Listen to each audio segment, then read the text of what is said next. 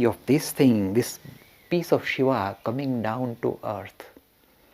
He's born in Calcutta in a middle class family.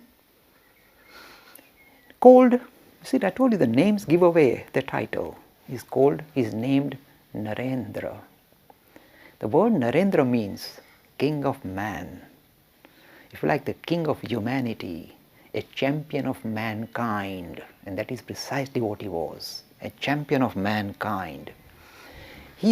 Throughout his life, you see, he's not in love with God, he's in love with mankind. He wants to lift mankind up, not God. Who has time for God?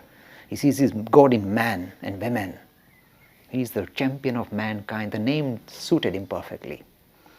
This boy had an unusual habit. Whenever he went to sleep at night, this is a standard story. When he closed his eyes, young boy, he would see a ball of light changing colors.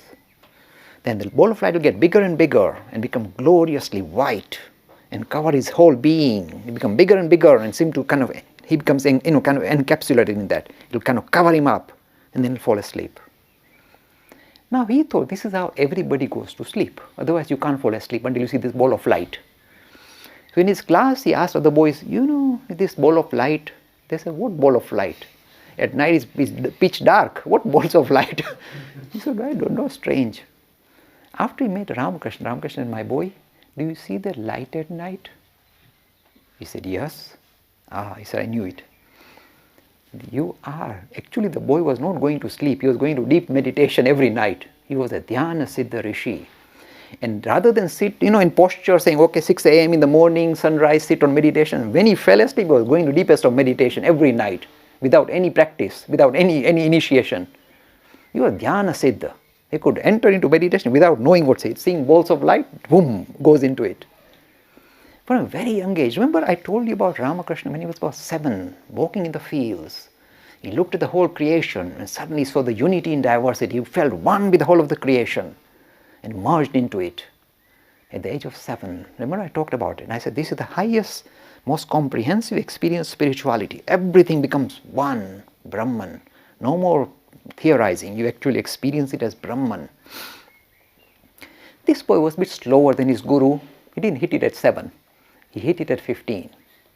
With Ramakrishna, the simplicity, the aesthetic thing that he saw, the beauty around him, stole his heart and he flew off. With Vivekananda, he was going traveling somewhere in a carriage and he looked, on the side, he saw a honeycomb. And while he was watching, his mind went into he was looking at the intricacy of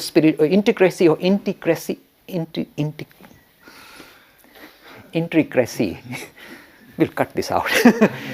Of just the beehive, and that stole his heart, and he went into the deepest of meditation. Again, see, how do you know? A tremendous amount of bliss flows in your system, bliss. It is not pleasure, it is not pain, it is superior. You flow in it. Your whole being is absorbed. And you stay in that state, and you see the unity in diversity. You see oneness, tremendous unifying experience, and full of bliss. At the age of 15, he hit the target. From there, it was always downhill. They start at the high note. They start with the highest, and then they seem to kind of mess about a little bit at the lower level. He hit it at the age of 15.